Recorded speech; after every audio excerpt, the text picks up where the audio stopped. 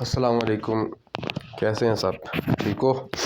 अच्छा जी, आपकी खिदमत में फिर हाज़िर हुए हैं एक न्यू लेक्चर के साथ। वही पुराना चैप्टर चल रहा है, ठीक है, द बायोलॉजी ऑफ साइंस चल रहा है। उसका न्यू टॉपिक है जो मोस्ट इम्पॉर्टेंट है इस चैप्टर के अंदर, कि हम कोई भी प्रॉब्लम जब बायोलॉजिस्ट फेस करते हैं तो उनको वो कैसे सॉल्व करते हैं एक प्रॉपर चैनल के थ्रू। हम पहले भी पढ़ चुके हैं साइंस क्या है। जब आप सिस्टमेटिक वे से जब स्टडी करते हो आप अपने इन्वायरमेंट को, तो वो साइंस है। तो जब भी कोई बायोलॉजिस्ट को या किसी को भी कोई भी प्रॉब्लम फेस होती है तो तकरीबन ये स्टेप जो है उनको फॉलो किया जाता है, ठीक है, जो अभी हम आज पढ़ेंगे। आज हमने जो है ना एक बड़ा अजीब काम किया, अजीब नहीं बल्कि अच्छा काम किया है। वो कौन सा काम है कि हमने एक तीर से दो निशाने लगा दिए। देखें, एक आपका दो टॉपिक से ना, what is the cause of malaria, ठीक है, और एक था सॉल्विंग बायोलॉजिकल प्रॉब्लम। तो मैंने क्या किया है, इन दोनों को क्या कर दिया जी, मर्ज कर दिया है, और आपको एक ही लेक्चर में ये समझ आ जाएगा। तो ये आपके लिए क्या है जी, एक बेनिफिट है कि एक लेक्चर देख के आप क्या करते हो जी, दो टॉपिक आपकी समझ में आ जाएंगे, ठीक है। तो जब भी कोई प्रॉब्लम फेस करते हैं ये बायोलॉजिस्ट, तो क्या करते हैं जी, ये जो भी प्रॉब्लम है, चाहे वो इन्वायरमेंट के अंदर कोई न्यू बीमारी आ गई है या फिर उनके जहन में कोई सवाल आ गया है, ठीक है, कोई ऐसा क्वेश्चन उनके जहन में अराइज हो चुका है कि जो उनको उनका आंसर नहीं मिल रहा, तो वो फिर भी वही स्टेप फॉलो करेंगे, ठीक है। या फिर अगर कोई डिजीज आ गई, जैसे कोरोना वायरस आ गया, तो उन्होंने ये स्टेप फॉलो किए हैं, ठीक है। तो हम आज देखते हैं कि ये स्टेप्स कौन से हैं और इनको कैसे जो है ना वो क्या करते हैं जी, इनको कैसे वो परसू करते हैं, ठीक है। तो सॉल्विंग बायोलॉजिकल प्रॉब्लम्स। अब आपको साइंटिफिक मेथड का पता होना चाहिए। तो कोई भी जब प्रॉब्लम फेस करते हैं तो उसको सॉल्व करने के लिए ये क्या करते हैं जी, साइंटिफिक मेथड। साइंटिफिक मेथड को ये क्या करते हैं जी, यूज करते हैं। अब साइंटिफिक मेथड होता क्या है भाई, steps that are used to solve problem. वो स्टेप्स जो क्या किया जाए, कोई प्रॉब्लम को सॉल्व करने के लिए जो स्टेप उठाए जाते हैं, जो कदम उठाए जाते हैं, ठीक है, जिस प्रोसेस के थ्रू ये जो प्रॉब्लम है इसको सॉल्व किया जाता है, वो साइंटिफिक मेथड है। Steps that are used to solve problem. कोई भी प्रॉब्लम है उसको सॉल्व करने के लिए जो स्टेप्स लिए जाते हैं उनको आप साइंटिफिक मेथड कहते हो, ठीक है। ये जो मैं बार बार रिपीट करता हूं, ये इसलिए रिपीट करता हूं कि जो 3 दफा जब आप लेक्चर के अंदर कोई चीज सुन लेते तो आपके जहन में वो क्या है जी, वो बैठ जाएगी, ठीक है। तो वो स्टेप्स कौन से आ जाते हैं, उसमें जो सबसे पहला स्टेप है वो है जी रिकग्निशन, पहचान। क्या करोगे, सबसे पहले आप पहचानते हो। कोई भी प्रॉब्लम है तो उसको पहचानेंगे। जो बायोलॉजिस्ट है उसको क्या करेंगे जी, सबसे पहले रिकग्नाइज करेंगे, ठीक है, पहचानेंगे, आइडेंटिफाई करेंगे specific problem that is to be investigate. जो भी प्रॉब्लम आ गई है उसको पहले वो रिकग्नाइज करेंगे, उसको वो आइडेंटिफाई करेंगे, ठीक है, उसको वो समझेंगे कि भाई प्रॉब्लम क्या है, ठीक है। जैसे अभी जो प्रॉब्लम 2019 में जो सबसे बड़ी प्रॉब्लम थी या 2018 में जो आई थी वो था कोरोना वायरस, ठीक है। तो उन्होंने उनके जहन में यही है कि what is the cause of corona virus. लेकिन इसी तरह का एक बीमारी, इसी तरह की जो डिजीज थी जो है कुछ 100 साल पहले जो है ना वो अराइज हुई थी, ठीक है, 90s में, ठीक है, कुछ 100 साल बोल रहा हूँ, मतलब कि 90s के अंदर ये जो है ये प्रॉब्लम क्या हुई थी, अराइज हुई थी। ये डिजीज जो है ना वो नई उस वक्त आई थी कोरोना वायरस की तरह, इसने बहुत तबाही मचाई थी, बहुत लोगों के लिए जो है ना जो है मौत का बायस बनी थी। तो ये जो आप देखेंगे जो दूसरा टॉपिक था ये अभी क्लियर साथ साथ होगा। तो सबसे पहले क्या किया उन्होंने, रिकग्नाइज करेंगे। क्या करेंगे जी, रिकग्नाइज। ये जो रेड मार्कर से ये सारी क्या है जी, एग्जांपल्स हैं इनकी स्टेप्स की, और ये एग्जांपल्स भी हैं और नेक्स्ट टॉपिक को भी कवर साथ में कर रही है। तो सबसे पहले जो प्रॉब्लम मलेरिया जब नया आया, ठीक है, तो सबसे पहले जो बायोलॉजिस्ट ने किया वो क्या किया जी, उन्होंने उसको रिकग्नाइज किया, उसको पहचान किया, उसकी आइडेंटिफिकेशन की, that what is the cause of malaria. उन्होंने कहा ये कोई नई बीमारी है जिसका नाम मलेरिया है, ये आ चुकी है, तो अब इसका काज क्या है, उन्होंने रिकग्नाइज किया। तो फर्स्ट स्टेप क्या है जी, रिकग्निशन, आइडेंटिफिकेशन, ठीक है। उसके बाद जो दूसरा स्टेप है वो आपके पास क्या है, जब रिकग्नाइज हो गया, आपने उसको आइडेंटिफाई कर लिया, तो फिर जो दूसरा स्टेप है वो है ऑब्जर्वेशन। क्या है जी, ऑब्जर्वेशन जो है ना उनकी क्या करना जी, उनके ऊपर काम करना, ठीक है। वो जो आपने रिकग्नाइज कर लिया कोई भी प्रॉब्लम को, अब उसके ऊपर काम करना। अब जब भी आप किसी चीज़ को एनालाइज कर रहे होते हो, उसको ऑब्जर्व कर रहे होते हो, ठीक है, तो वो कैसे कर रहे होते हो, वो 5 सेंसेस हैं उनके जरिए कर रहे होते हो, ठीक है। या तो आप उसको छुओगे, या तो उसको सुनोगे, ठीक है, या तो उसको देखोगे, या उसको चखोगे, या फिर उसको सूंघोगे। ये जो 5 सेंसेस हैं इनके जरिए आप कोई भी ऑब्जर्वेशन बनाते हो, ठीक है। कोई भी प्रॉब्लम जब आ जाती है तो ये क्या करते हैं जी, 5 सेंसेस जो हैं आपके क्या जी, 5 जो आपके हिस्से हैं, ठीक है, 5 जो हिस्से हैं, ठीक है, सुनने की है, देखने की है, सूंघने की है, ठीक है, छूने की है या चखने की है, इनके जरिए आप क्या करते हो जी, ऑब्जर्व करते हो। क्या करते हो जी, ऑब्जर्व करते हो उस प्रॉब्लम को, ठीक है। अच्छा, अब 2 टाइप की ऑब्जर्वेशन है, ठीक है, कि कौन कौन सी ऐसी टाइप्स हैं, जब आपसे क्वेश्चन भी पूछा जा सकता है what are the types of observation, observation होती क्या और उसकी टाइप्स क्या है। तो 2 टाइप्स है, एक है क्वालिटेटिव और एक है क्वांटिटेटिव। एक है क्वालिटेटिव और एक है क्वांटिटेटिव। देखिए नाम से जाहिर करें, qualitative, quantitative, quality, quantity, quality, quantity. अब जो क्वालिटेटिव है उसमें क्या क्या चीज होगी, सॉरी क्वालिटी होगी, क्या होगी जी, क्वालिटी। और जो क्वांटिटेटिव है उसमें क्या होगी जी, क्वांटिटी। इसमें क्या है जी, क्वालिटी, ठीक है, मेयार, जिसे उर्दू में क्या कहते हैं जी, मेयार। और इसको क्या कहते हैं जी, क्वालिटी को, क्वांटिटी को क्या कहते हैं, मिकदार, ठीक है। अब जो क्वालिटी होती है उसको आप, उसकी जो मेन डिफरेंस है वो क्या है, can't be measured with number. आप उसको नंबर के अंदर मैयर नहीं कर सकते हो, उसको आप नंबर के अंदर मैयर नहीं कर सकते हो। किस चीज को, क्वालिटेटिव को। क्वालिटेटिव ऑब्जर्वेशन को नंबर के अंदर मैयर नहीं किया जा सकता, लेकिन जो क्वांटिटेटिव है उसको नंबर के अंदर मैयर किया जा सकता है। इंक्लूड न्यूमेरिकल डेटा, उसके अंदर न्यूमेरिकल डेटा होता है, कैन बी मैयर्ड, वो जो है ना मैयर किया जा सकता है। अब इसकी एग्जांपल दूंगा तो आपको समझ आ जाएगी। ये आपके पास आ गया जी स्किन कलर, और ये आ गई आपके पास हाइट। अब देखो क्वालिटेटिव के अंदर स्किन कलर, क्या किसी को देखा है कि कोई कह रहा हो जी वो जो है 2 किलो खूबसूरत है, या फिर आपके पास कोई इस तरह का कोई स्केल हो जो नापता हो कि ये जो है ना इतना खूबसूरत है, ठीक है, फॉर एग्जांपल 20 किलो 10 किलो खूबसूरत है, ठीक है, ऐसा तो नहीं होता ना, वो अलग बात है। आजकल जो है ना 10 किलो का मेकअप होता है, लेकिन ये जो है ना आप इस कलर को मैयर नहीं कर सकते हो, ठीक है, नंबरों के अंदर तो मैयर बिल्कुल नहीं कर सकते हो, ठीक है। तो जो आपकी ये कलर है, स्किन कलर है, तो इसको जो है ना आप क्या कहते हो जी, क्वालिटेटिव ऑब्जर्वेशन है। ये क्या है जी, क्वालिटेटिव ऑब्जर्वेशन है, ठीक है। उसके बाद जो क्वांटिटेटिव हाइट है, हाइट को मेजर किया जा सकता है 1 foot 2 foot 3 foot 4 foot 5 foot 7 foot 6 foot. ये जो है ना ये 6 5 4 3 2, ये क्या है, न्यूमेरिकल डेटा है। ये क्या है, न्यूमेरिकल डेटा है। तो 2 तरह की ऑब्जर्वेशन है। कौन सी ऑब्जर्वेशन है, क्वालिटेटिव और क्वांटिटेटिव। क्वालिटेटिव ऑब्जर्वेशन कौन सी होगी, जो मैयर नंबर में नहीं की जा सकती, और क्वांटिटेटिव वो होगी जो नंबर के अंदर मैयर की जा सकती है, ठीक है, समझ आ रही है। अच्छा, अब ये जो सबसे पहले जो बीमारी आई थी, ये उस वक्त मलेरिया की रिकग्नाइज हो गया। अब ऑब्जर्वेशन क्या बनाएगी, उस वक्त के जो आपके पास जो भी साइंटिस्ट थे, वो जो इसके ऊपर काम कर रहे थे, उन्होंने ऑब्जर्वेशन कुछ बनाई थी। अब उन्होंने पहली जो ऑब्जर्वेशन बनाई थी, malaria and marshy areas have some relation. जो मलेरिया है और जो मार्शी एरियाज है, मार्शी एरिया ऐसा एरिया होता है जहां पर पानी बहुत, मतलब कि जहां पे पानी बहुत ज्यादा खड़ा रहता है, ठीक है, पानी जहां पर बहुत ज्यादा है, मार्शी एरिया उसको कहते हैं, ठीक है। अब इसने क्या कहा कि मलेरिया और मार्शी एरिया का आपस में कोई बंधन है, कोई ताल्लुक है, ठीक है, किसका, मार्शी एरिया का और मलेरिया का। दरअसल अब तो आपको पता चल गया है ना कि एक मलेरिया कैसे होता है जी, मच्छर के काटने से। तो याद रखें कि जहां पर पानी खड़ा होगा वहां पर ये मच्छर क्या करते हैं, वहीं पर जाके अंडे देते हैं, और वहीं से ये मच्छर क्या करते हैं जी, वहां पर बन जाते हैं। तो जहां पर पानी खड़ा होगा वहां पर मच्छर बनेंगे, जब मच्छर बनेंगे वो मलेरिया को काज कराएंगे। तो ये जो उस वक्त ऑब्जर्वेशन बनाई गई, ये ऑब्जर्वेशन क्या थी, ये वैलिड थी। क्या ऑब्जर्वेशन थी, ये वैलिड ऑब्जर्वेशन बनाई गई थी कि वो लोग जो मार्शी एरियाज में रहते हैं, ठीक है, वो मार्शी एरियाज में रहने वाले लोगों को मलेरिया ज्यादा हो रहा था, तो उन्होंने समझ लिया कि यार ये कोई मार्शी एरिया में अंदर कुछ चीज है, ठीक है, उसके अंदर कोई चीज ऐसी है कि मार्शी एरिया के अंदर जो लोग हैं तो उनसे क्या होता है जी, वहां पे जो लोग रहने उनको मलेरिया हो जाता है। दरअसल ये जो मलेरिया है, ये अभी नाम इसका पक्का हो गया है, लेकिन ये जो मलेरिया वर्ड है, मैला, 2 वर्ड से मिलके बना है ना, मैला एरिया। मैला का क्या मतलब है, बैड, एरिया का क्या मतलब है जी, एयर। अब वो लोग समझते थे कि जो मार्शी एरियाज हैं वहाँ की जो हवा है वो जो है वो पोल्यूटेड है।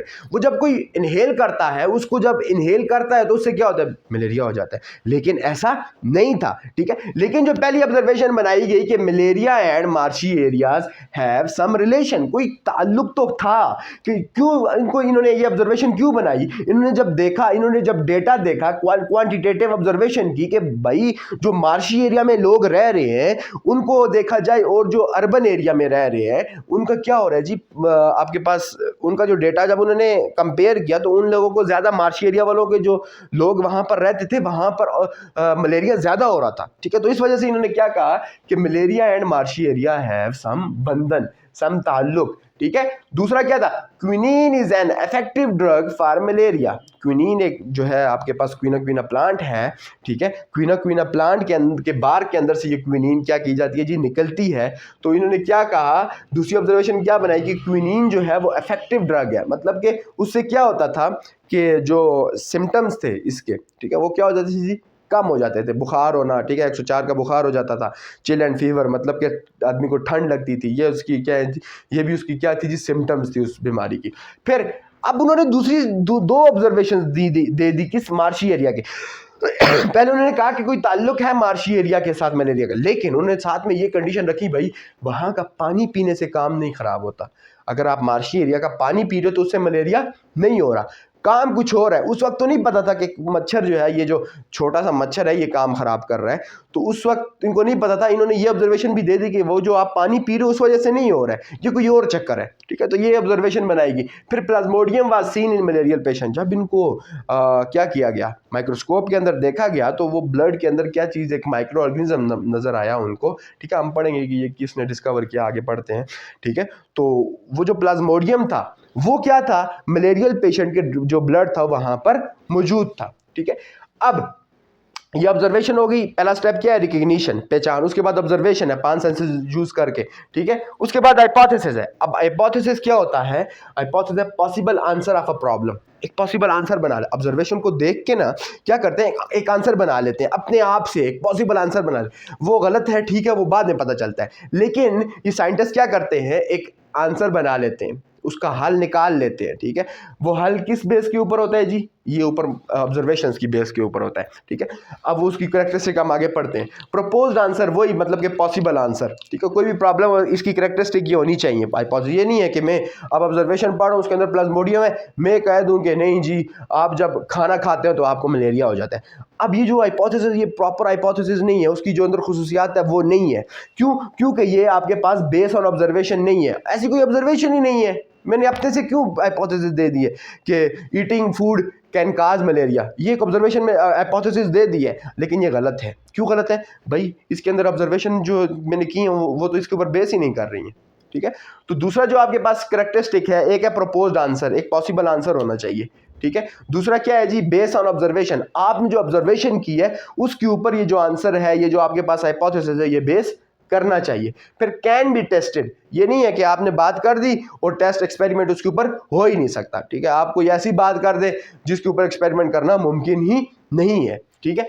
उसके बाद वे टू डिस्प्रूव हाइपोथेसिस, यहाँ पर कोई ना कोई आपके पास रास्ता होना चाहिए कि जो हाइपोथेसिस आपने दी है उसको डिस्प्रूव किया जा सके, ठीक है। तो ये 4 स्टेप, 4 कैरेक्टरिस्टिक्स हैं, सॉरी खुसूसियात हैं जो एक जो है वो हेल्दी हाइपोथेसिस के अंदर होनी चाहिए। अब जो है वो दूसरे हम तीर की तरफ जाते हैं, जो हम अगला टॉपिक के भी साथ साथ डिस्कस कर रहे हैं कि जब ये ऑब्जर्वेशन बना दी गई, ये ऑब्जर्वेशन कर दी गई, तो यही काम हुआ, हाइपोथेसिस किया गया, हाइपोथेसिस बनाया गया, सॉरी हाइपोथेसिस क्या बनाया गया, Plasmodium is the cause of malaria. उन्होंने क्या हाइपोथेसिस बना लिया कि प्लाज्मोडियम क्या है जी, काज है किस चीज़ के, मलेरिया। जो मलेरिया होता है ये प्लाज्मोडियम की वजह से होता है। अब इन्होंने ये जो हाइपोथेसिस ये क्यों बनाई, क्योंकि लेब्रान नाम का बंदा था 1978 के अंदर, कब 1978 के अंदर ये लेब्रान नाम का बंदा आया और इसने क्या किया, मलेरियल पेशेंट का ब्लड को लिया और उसको ऑब्जर्व किया। कहाँ पर ऑब्जर्व किया जी, माइक्रोस्कोप के अंदर। उसने देखा कि जो मलेरियल पेशेंट हैं उनके ब्लड के अंदर कंटिन्यूसली कोई माइक्रो ऑर्गेनिज्म है वो मल्टीप्लाई हो रहा है। क्या हो रहा है, वो मल्टीप्लाई हो रहा है। तो उसने क्या कह दिया कि ये जो माइक्रो ऑर्गेनिज्म है ये क्या है जी, प्लाज्मोडियम है, ये क्या है, प्लाज्मोडियम है। तो तब से ये जो हाइपोथेसिस बन गई कि Plasmodium is the cause of malaria. समझ आइए यहाँ तक। अच्छा, उसके बाद क्या किया गया, डिडक्शन बनाया गया। क्या बनाया जाता है जी, फिर डिडक्शन बनाया जाता है। अब डिडक्शन क्या है जी हम जो हाइपोथेसिस देते हैं ना, कोई भी हाइपोथेसिस देते हैं, ठीक है, कोई जो भी हम प्रॉब्लम सॉल्व कर रहे हैं उसके बारे में जो हाइपोथेसिस दे रहे हैं, अब उसको हम क्या मान लेते हैं, कुछ टाइम के लिए सच मान लेते हैं। क्या मान लेते हैं जी? सच मान लेते हैं और उसका लॉजिकल कनेक्शन बनाना स्टार्ट कर देते हैं। अब लॉजिकल कनेक्शन हम कैसे बनाते हैं? हम यूज़ करते हैं इफ़ और देन। हम कोई भी प्रॉब्लम जो हम फेस कर रहे हैं उसका हाइपोथेसिस बनाने के लिए हम बनाकर उसको एक्सपेरिमेंट के बगैर हम क्या करते हैं जी? एक सच मान लेते हैं। ठीक है, हम क्या कर लेते हैं जी? सच मान लेते हैं और फिर उसका क्या बनाते हैं जी? लॉजिकल कनेक्शन बनाते हैं। कैसे बनाते हैं? इफ और देन का। यहां पर मैंने हाइपोथेसिस क्या दिया है कि Plasmodium is the cause of malaria, कि जो मलेरिया है उसकी काज क्या है जी? आपके पास क्या है? प्लाज्मोडियम है। क्या है? प्लाज्मोडियम है। अब जब मैं इसका लॉजिकल क्या बनाऊंगा जी? आपके पास कनेक्शन बनाऊंगा इफ और देन लगाकर, तो वो डिडक्शन बन जाएगा। If plasmodium is the cause of malaria, अगर प्लाज्मोडियम काज है मलेरिया की, then all malarial patient should have plasmodium in their blood. मतलब कि अगर, ठीक है, अगर ये काम है तो वो काम होगा। ठीक है, इफ और देन का कनेक्शन है कि अगर प्लाज्मोडियम है काज मलेरिया की, तो जो खून है मलेरियल पेशेंट के, उनके अंदर जो है ना प्लाज्मोडियम पाया जाएगा। तो ये तो लॉजिकल बात है ना कि अगर प्लाज्मोडियम की वजह से मलेरिया हो रहा है तो जिनको मलेरिया हो रहा है उनके खून के अंदर प्लाज्मोडियम होना लाजमी है। ठीक है, ये डिडक्शन सॉरी यार, खांसी लगी हुई है बहुत सख्त। ठीक है, तो ये जो प्लाज्मोडियम है ये होना मस्ट है। ठीक है, अब जब डिडक्शन बन जाती है तो फिर लास्ट स्टेप जो आपके पास है वो होता है, लास्ट नहीं सेकंड लास्ट आपके पास, ये क्या होता है? एक्सपेरिमेंट। फिर हम क्या करते हैं जी? एक्सपेरिमेंट करते हैं टू टेस्ट हाइपोथेसिस इफ। अब हम क्या करते हैं जी? एक्सपेरिमेंट करते हैं। किस लिए? To test hypothesis. जो भी हम हाइपोथेसिस बनाते हैं, ये एक हाइपोथेसिस नहीं बनती है, काफ़ी हाइपोथेसिस बनती है, उसके ऊपर काम हो रहे होते हैं। लेकिन जो भी हाइपोथेसिस बनती है उसको हम क्या करते हैं जी? टेस्ट करते हैं एक्सपेरिमेंट के थ्रू। अगर तो वो एक्सेप्टेड है, अगर वो बात है एक्सपेरिमेंट के बाद जो रिजल्ट बन रहे हैं वो प्रॉपर उसको फॉलो कर रहे हैं, ठीक है, उस हाइपोथेसिस के मुताबिक है, तो उसको एक्सेप्ट कर लिया जाता है। नहीं तो वो क्या हो जाती है जी? रिजेक्ट हो जाती है और फिर न्यू हाइपोथेसिस को क्या किया जाता है? बनाया जाता है। ठीक है, अच्छा, अब जो एक्सपेरिमेंट किया गया है इस बीमारी के ऊपर, कि ये बीमारी को सॉल्व करने के लिए, इस प्रॉब्लम को, कि what is the cause of malaria, कि 100 हेल्दी बंदे और 100 मलेरियल पेशेंट थे, जो उनका खून क्या किया गया जी? ऑब्जर्व किया गया। क्या किया गया जी? उनके खून को ऑब्जर्व किया गया। 100 हेल्दी और 100 मलेरियल पेशेंट के ब्लड को ऑब्जर्व किया गया। ठीक है, अब लास्ट क्या होता है? रिजल्ट। रिजल्ट में क्या होता है जी? आपके पास जो भी मतलब कि आपने एक्सपेरिमेंट किया है उसका डेटा आप अपने पास रख लेते हो। क्या कर लेते हो जी? अपना डेटा क्या कर लेते हो जी? अपने पास उसका रख लेते हो। फिर क्या होता है जी? आप फिर क्या करते हो जी? रिजल्ट दे देते हो कि क्या ये जो एक्सपेरिमेंट किया है ये सक्सेसफुल है या नहीं है, क्या ये प्रॉपर आपके पास जो हाइपोथेसिस बनाई गई है वो ट्रू है या फॉल्स है।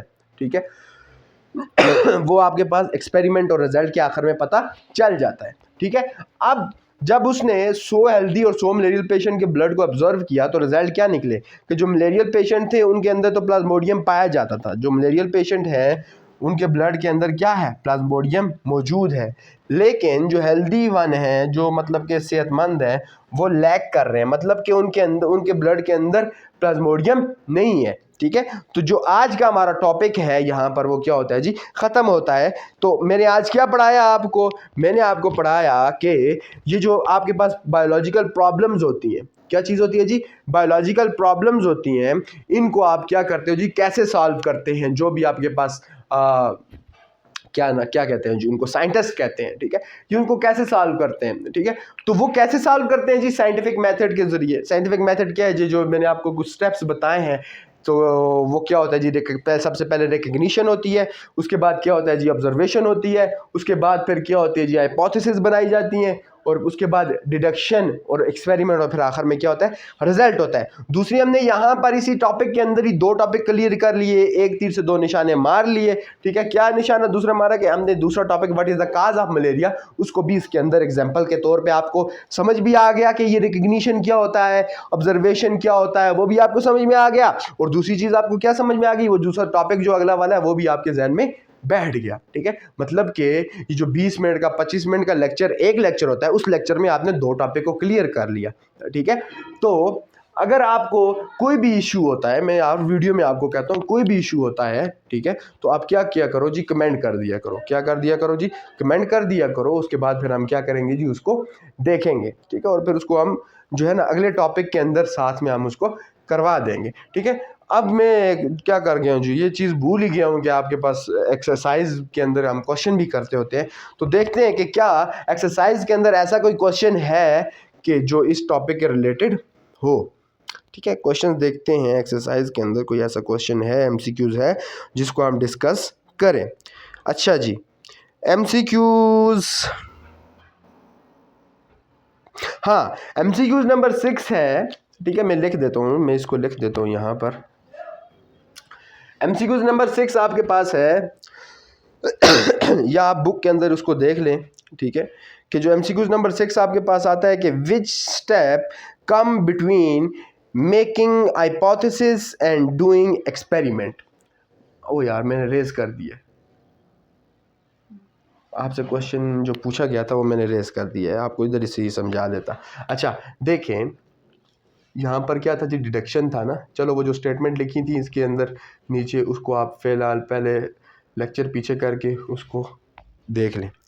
अब देखो ये क्या क्वेश्चन पूछ रहे हैं कि विच स्टेप, कौन सा ऐसा स्टेप है जो आता है बिटवीन हाइपोथेसिस और एक्सपेरिमेंट के दरमियान, कौन सा आपके इन तीनों के दरमियान, ये तीनों का आप ग्रुप बना लो और इन दोनों के दरमियान, ये तीसरा है ये पांचवा है, इन तीसरे और पांचवे के दरमियान चौथा आता है, तो वो स्टेप कौन सा है जी, डिडक्शन है। तो ये आपके पास जो ऑप्शन है, option number A making deductions, ये इसका क्या है जी, जो है वो करेक्ट आंसर है। अब उसके बाद क्या है जी, 7वां एमसीक्यूज है कि which of the following is not a characteristic of scientific method. वो कौन सा ऐसा स्टेप है, ठीक है, जो इस एमसीक्यूज के अंदर वो ऑप्शन लिखे हुए हैं कि जो क्या है जी, इसका साइंटिफिक मेथड का हिस्सा नहीं है। तो मैं पहला पढ़ देता हूँ, इट लाइज ऑन एविडेंस। ठीक है, इट इन्वॉल्व फॉर्मुलेटिंग हाइपोथेसिस। ठीक है, हाइपोथेसिस विल ऑलवेज करेक्ट। अच्छा जी, इट रिक्वायर रिगरस टेस्टिंग। ठीक है, मतलब कि टेस्टिंग इसके अंदर होती है, हाँ जी होती है। अच्छा, इट रिलाइज ऑन एविडेंस, हाँ जी बिल्कुल जी, जब एविडेंस नहीं होंगे तो ये साइंटिफिक मेथड काम नहीं करेगा। फिर गला बिल्कुल खुश्क हो चुका है। अच्छा, फिर क्या है जी दूसरा, हाइपोथेसिस, इसके अंदर क्या बनाते हैं हम, हाइपोथेसिस बिल्कुल जी बनाते हैं। Hypothesis will always be correct, ये कुछ गड़बड़ लग रहा है भाई कि हाइपोथेसिस हमेशा ठीक होंगे, ऐसा तो नहीं है, ये तो साइंटिफिक मेथड का हिस्सा नहीं है। क्योंकि यहाँ पर मैंने लिखा है कि to test hypothesis if true accepted, if true accepted otherwise rejected. ठीक है, ग्रामेटिकल मिस्टेक्स इंग्लिश में हो रही हैं, लेकिन चलो खैर है, इसको क्या करो जी आप देख लो। अगर वो क्या है, ट्रू है तो एक्सेप्ट, अगर गलत है तो रिजेक्ट, मतलब कि रिजेक्ट होने के कोई ना कोई चांसेस हैं, तो हमेशा ठीक नहीं होगा। तो ये 7वां एमसीक्यूज के अंदर कौन सा ऑप्शन करेक्ट है जी, ऑप्शन नंबर 3, मतलब कि सी। ठीक है, सी फॉर कैट। अच्छा, choose the correct sequence of step of scientific method. अच्छा जी, यहाँ पर कुछ स्टेप आपको पता है कि पहले रिकग्निशन है, फिर ऑब्जर्वेशन है, फिर हाइपोथेसिस है, डिडक्शन, एक्सपेरिमेंट, रिजल्ट। तो यहाँ के अंदर ये जो भी इस तरह का सीक्वेंस बनता है, तो उसको आप क्या कर लो जी, टिक लगा लो, टिक, उसको आप टिक लगा लो। अच्छा अच्छा अच्छा जी, अच्छा जी। तो उसके बाद आपके पास एक क्वेश्चन है कि what is the role of observation and experimentation in the scientific method. Question short question है, क्वेश्चन नंबर 6 है। तो इसके अंदर आपने ऑब्जर्वेशन और एक्सपेरिमेंट्स का आपने क्या, इसके बारे में आपने क्या करना है जी, रोल लिखना है कि इसका साइंटिफिक मेथड के अंदर क्या रोल है। तो इनका सिंपल रोल ये है, इसका सिंपल रोल ये है, लाइट को क्या हो गया, लाइट को क्या हो गया, हाँ लाइट नहीं होगी तो मेरा मुंह कैसे आपको नजर आएगा है। अच्छा जी, तो ये क्या क्या हो गया जी, यहाँ पर आपने ये जो क्वेश्चन नंबर 6 है, इसमें आपने बताना है कि ये जो ऑब्जर्वेशन है और जो एक्सपेरिमेंटेशन है, इसका क्या रोल है साइंटिफिक मेथड के अंदर। फॉर एग्जांपल, अगर ऑब्जर्वेशन नहीं होगी तो आप कैसे हाइपोथेसिस बनाओगे। आप जब कोई चीज़ ऑब्जर्व ही नहीं ऑब्जर्व जब करोगे नहीं, तो आप कैसे हाइपोथेसिस बनाओगे। तो आपने इसके अंदर ये लिखना है कि अगर आपने ऑब्जर्वेशन ना की तो हाइपोथेसिस नहीं बनेगी, हाइपोथेसिस नहीं बनेगी, डिडक्शन नहीं होगी, तो हम प्रॉब्लम को सॉल्व नहीं कर सकेंगे। अच्छा, फिर अगर हम एक्सपेरिमेंट का रोल देखें तो एक्सपेरिमेंट का रोल भी बहुत ज़्यादा अहम है। अगर हम एक्सपेरिमेंट नहीं करते तो फिर तो सारी की सारी हाइपोथेसिस हम ठीक मानेंगे। हम कहेंगे जी ठीक है जी, मलेरिया खाने की वजह से भी होता है, ठीक है जी पीने की वजह से भी होता है, मलेरिया जो है ना सांस लेने की वजह से भी होता है। अगर हम एक्सपेरिमेंट नहीं करेंगे तो ये रोल है किस चीज़ का, एक्सपेरिमेंट का और ऑब्जर्वेशन का साइंटिफिक मेथड के अंदर, ठीक है। फिर यहाँ पर आपके पास है बाकी का जो आपके पास आ रहे हैं क्वेश्चंस, तो वो कल के लेक्चर के मुताबिक हैं। बल्कि एक है, what are basic steps a scientist adopt in order to solve a scientific problem. तो ये यही क्वेश्चन है, क्वेश्चन नंबर 5 है, ठीक है। क्वेश्चन नंबर 5 है, आई थिंक शॉर्ट का ही है, ठीक है। तो उसके अंदर आपने ये स्टेप्स के नाम बस लिख देने हैं, ठीक है। तो फिर से जो है ना, आपको बता दें कि हमने आज कौन सा पढ़ा है जी, सॉल्विंग बायोलॉजिकल प्रॉब्लम। और उसके साथ हमने कौन सा टॉपिक को क्लियर किया है, what is the cause of malaria, ठीक है। अगर समझना है फिर से आपसे कहता हूँ कमेंट कर दें, समझ आ चुकी है तो लाइक करें, साथ में सब्सक्राइब भी कर दें, ताकि हम क्या करें जी, और अच्छे से वीडियो बना के आपके सामने पेश करें, ठीक है। तो नेक्स्ट वीडियो तक के लिए हमें जो है ना क्या इजाज़त दें, और फिर हम आपसे मिलते हैं एक न्यू वीडियो के साथ। अल्लाह हाफ़िज़।